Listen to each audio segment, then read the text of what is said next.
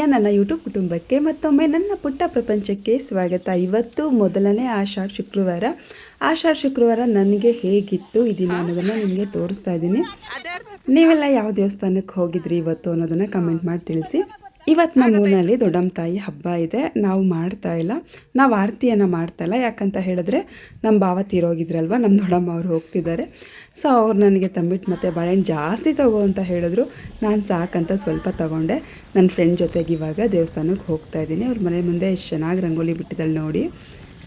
ಅಲ್ಲ ಆಗಲಿಲ್ವಾ? ಏನು ಮಾಡ್ತಾ ಇದೀಯಾ?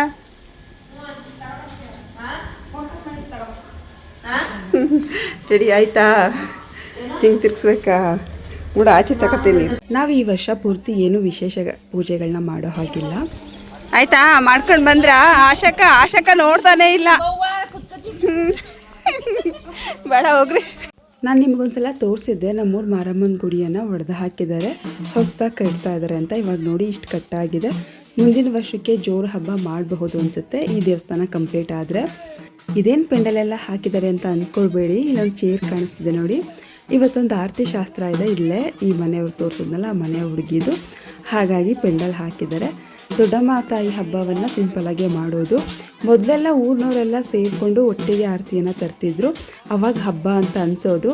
ಇತ್ತೀಚೆಗೆ ಯಾಕೋ ಅವರವರೇ ಬಂದು ಆರತಿ ಮಾಡ್ಕೊಂಡು ಹೋಗಿ ಅಂತ ಹೇಳಿಬಿಟ್ಟಿದ್ದಾರೆ. ಹಾಗಾಗಿ ಅವ್ರವ್ರಿಗೆ ಯಾವಾಗ ಆಗುತ್ತೋ ಅವಾಗ ಬಂದು ಆರತಿ ಮಾಡ್ಕೊಂಡು ಹೋಗ್ತಾರೆ. ಮೊದಲು ದೊಡ್ಡಮ್ಮ ತಾಯಿ ಭೂಮಿ ಒಳಗಡೆ ಇತ್ತು, ಅದನ್ನು ತೆಗೆಸಿ ಮೇಲ್ಗಡೆ ಪ್ರತಿಷ್ಠಾಪನೆ ಮಾಡಿ, ಇಲ್ಲಿ ಅಪ್ಪ ಮಗಳು ಪೂಜೆ ಮಾಡ್ತಾ ಇದ್ದಾರಲ್ವ ಅವರನ್ನೇ ಮೇಲ್ಗಡೆ ಪ್ರತಿಷ್ಠಾಪನೆ ಮಾಡಿದ್ದು. ಆವಾಗಿಂದ ದೊಡ್ಡಮ್ಮ ತಾಯಿ ಹಬ್ಬವನ್ನು ಮಾಡೋದಕ್ಕೆ ಶುರು ಮಾಡಿದ್ದು. ಮೊದಲೆಲ್ಲ ದೊಡ್ಡಮ್ಮ ತಾಯಿ ಹಬ್ಬವನ್ನು ಮಾಡ್ತಿರಲಿಲ್ಲ. ಇವರೇ ನೋಡಿ ಇವತ್ತು ಹೂವಿಂದ ಸೀರೆಯಿಂದ ಎಲ್ಲ ಫುಲ್ಲು ಮುಚ್ಚಿಬಿಟ್ಟಿದ್ದಾರೆ. ಮೊದಲೆಲ್ಲ ಅಮ್ಮನ ಮನೆಯಿಂದನೇ ನಾನು ಆರತಿ ತರ್ತಿದ್ದೆ, ಆದರೆ ನಮ್ಮ ತಾತ ಕೂಡ, ನಮ್ಮ ಚಿಕ್ಕ ತಾತ ಕೂಡ ತೀರೋಗಿದ್ದಾರಲ್ವ, ಹಾಗಾಗಿ ಅಮ್ಮನ ಮನೆಯಲ್ಲೂ ಕೂಡ ಇವತ್ತು ಆರತಿಯನ್ನು ಮಾಡ್ತಿಲ್ಲ. ಏನೋ 2-3 ವರ್ಷದಿಂದ ಸರಿಯಾಗಿ ಯಾವುದೂ ಪೂಜೆ ಮಾಡೋದಕ್ಕಾಗ್ತಿಲ್ಲ. ಮನೇಲಿ ಯಾರಾದರೂ ಒಬ್ಬರು ಅಂದರೆ ನಮ್ಮ ಹತ್ರದವ್ರು ಯಾರಾದರೂ ಒಬ್ಬರು ತೀರ್ಕೋತಾ ಇದ್ದಾರೆ. ಸದ್ಯಕ್ಕೆ ಮುಂದಿನ ವರ್ಷಕ್ಕೆ ಏನೂ ಆಗದೇ ಇದ್ದರೆ ಸಾಕು. ಇದೆಲ್ಲ ಪೂಜೆ ಮಾಡಿದ್ರೆ ಮನೇಲಿ ಒಂಥರ ನೆಮ್ಮದಿ.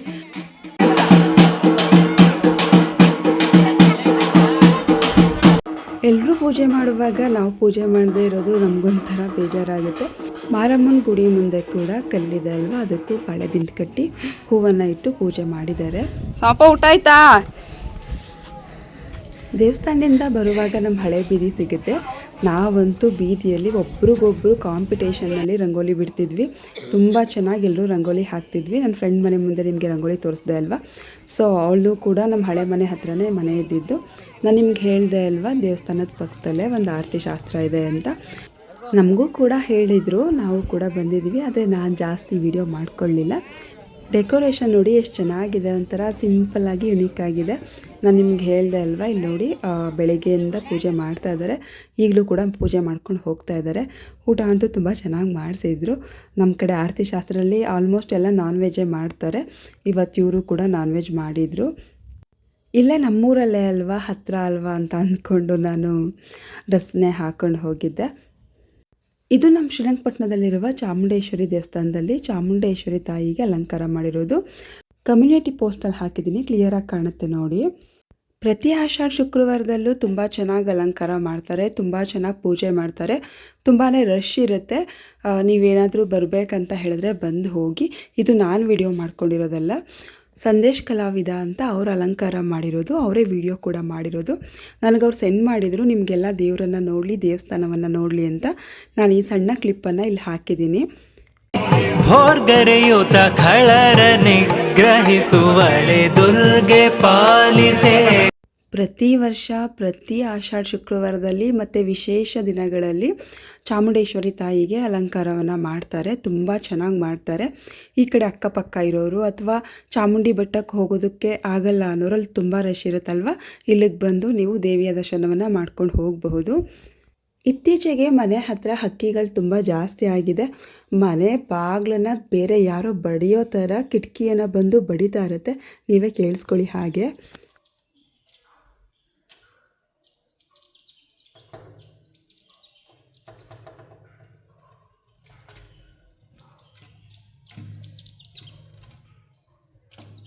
ಸಿಟಿಲೆಲ್ಲ ಈ ಥರ ಹಕ್ಕಿಗಳೆಲ್ಲ ಇಷ್ಟು ಹತ್ತಿರದಲ್ಲಿ ನಿಮಗೆಲ್ಲ ಕಾಣೋದಕ್ಕೆ ಸಿಗಲ್ಲ ಅಂತ ನಾನು ವಿಡಿಯೋ ಮಾಡಿಕೊಂಡೆ.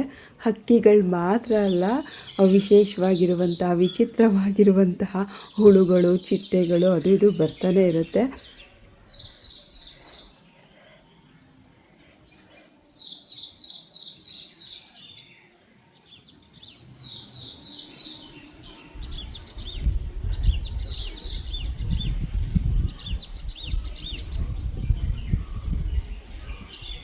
ಪಕ್ಷಿಗಳು ಎಷ್ಟು ಚೆನ್ನಾಗಿ ಶಬ್ದ ಮಾಡ್ತಿದೆ ಅಲ್ವಾ, ಅದ್ರ ಕೂಗು ಎಷ್ಟು ಚೆನ್ನಾಗಿದೆ ಅಲ್ವಾ. ಇದು ಯಾವ ಪಕ್ಷಿ ಅಂತ ನನಗೆ ಗೊತ್ತಿಲ್ಲ, ನಿಮಗೇನಾದರೂ ಗೊತ್ತಿದ್ದರೆ ಕಮೆಂಟ್ ಮಾಡಿ ತಿಳಿಸಿ. ಈ ವಿಡಿಯೋ ಇಷ್ಟ ಆದರೆ ಒಂದು ಲೈಕ್ ಮಾಡಿ. ಫಸ್ಟ್ ಟೈಮ್ ನನ್ನ ಚಾನಲ್ನ ನೋಡೋರು ಸಬ್ಸ್ಕ್ರೈಬ್ ಮಾಡೋದನ್ನು ಮರಿಬೇಡಿ. ಇದು ಇವತ್ತಿನ ವಿಡಿಯೋ ಅಲ್ಲ, ಅಂದರೆ ಆಷಾಢ ಶುಕ್ರವಾರದ ವಿಡಿಯೋ ಅಲ್ಲ, ಮೊದಲೇ ಮಾಡ್ಕೊಂಡಿದ್ದು ಈ ವಿಡಿಯೋ ಜೊತೆಗೆ ಅಪ್ಲೋಡ್ ಮಾಡ್ತಾಯಿದ್ದೀನಿ. ಯಾಕಂದರೆ ಇವತ್ತಿನ ವಿಡಿಯೋ ಸ್ವಲ್ಪ ಇತ್ತು ಅಂತ. ಇವತ್ತು ರಾತ್ರಿ ನಮ್ಮ ಮನೆಗೆ ಲೈಟ್ ಹುಳ ಬಂದಿದೆ, ಆದರೆ ಪಾಪ ಅದಕ್ಕೇನೋ ಏಟ್ ಆಗಿಬಿಟ್ಟಿದೆ. ಊಟ ಮಾಡು.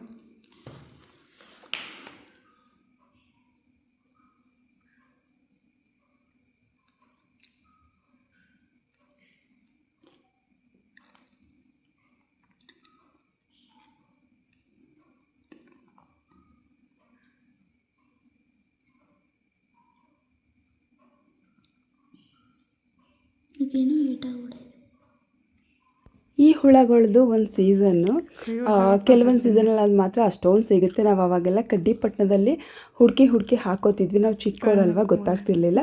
ಇವಾಗ ಪಾಪ ಇದು ಬದುಕೊಳ್ಳಿ, ನಮ್ಮ ಮನೆ ಒಳಗಿದೆ ಅಲ್ವಾ, ಹೊರಗಡೆ ಹಾಕೋಣ ಅಂತ ಕಿಟಕಿ ಗೋಡೆ ಮೇಲೆ ಹಾಕ್ತೆ, ಮನೆ ಒಳಗಿಂದ ಹೊರಗಡೆ ಕಿಟಕಿ ಮೇಲೆ.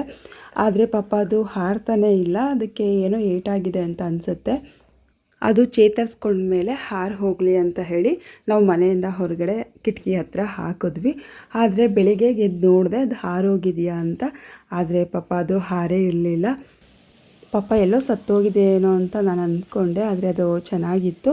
ಇಲ್ಲಿ ನೋಡಿ, ಕಿಟಕಿ ಮೇಲೆ ನಮ್ಮ ಹುಡುಗರು ಮನೆ ಒಳಗಿಂದ ಹೊರಗಡೆ ಹೋಗಲ್ಲ, ಮನೆ ಒಳಗಿಂದ ಕೈ ಚಾಚಿ ಗೀಚಿರೋದು. ಜೊತೆಗೆ ಮಣ್ಣಾಗಿರೋದು ಏನು ಗೊತ್ತಾ, ನಾನು ನಿಮ್ಗೆ ಹೇಳಿದೆ ಅಲ್ವಾ ಕೋತಿ ಕಾಟ ಅಂತ. ಇವಾಗ ಮಳೆ ಬರ್ತಿದೆ ಅಲ್ವಾ, ಸೊ ಆ ಮಳೆಯಲ್ಲಿ ಎಲ್ಲ ತುಳ್ಕೊಂಡು ಬಂದು ಕೋತಿ ಹತ್ತಿ ಈ ಥರ ಕಿಟಕಿ ಮೇಲೆಲ್ಲ ಗಲೀಜು ಮಾಡಿದೆ. ನಮಗೆ ಹೊರಗಡೆಯಿಂದ ಕೆಳಗಡೆಯಿಂದ ಮೇಲಕ್ಕೆ ಎಟ್ಕಲ್ಲ, ಏಣಿ ಹಾಕ್ಕೊಂಡೇ ತೊಳಿಬೇಕು. ಒಳಗಡೆಯಿಂದ ಹೊರಗಡೆ ತೊಳೆಯೋಣ ಅಂದರೆ ಅದು ಹಿಂಸೆ ಆಗಲ್ಲ. ಹಾಗಾಗಿ ಇಲ್ಲಿ ಮಣ್ಣೆಲ್ಲ ಆಗಿದೆ. ಪೂರ್ತಿ ತುದಿಗೆ ಹೋದಾಗ ಬಿದ್ದೋಗುತ್ತೆ ಅಂತ ಅಂದ್ಕೊಂಡ್ರಿ ಅಲ್ವಾ, ಇಲ್ಲ ಬಿದ್ದೋಗಲಿಲ್ಲ. ಅದು ನಾನೇ ಈ ಕಡೆ ತೆಗೆದೆ. ಪಾಪ ಓಡಾಡ್ತಿತ್ತಲ್ಲ ರಾತ್ರಿಗಿಂತ ಇವಾಗ ಸ್ವಲ್ಪ ಪರವಾಗಿಲ್ಲ.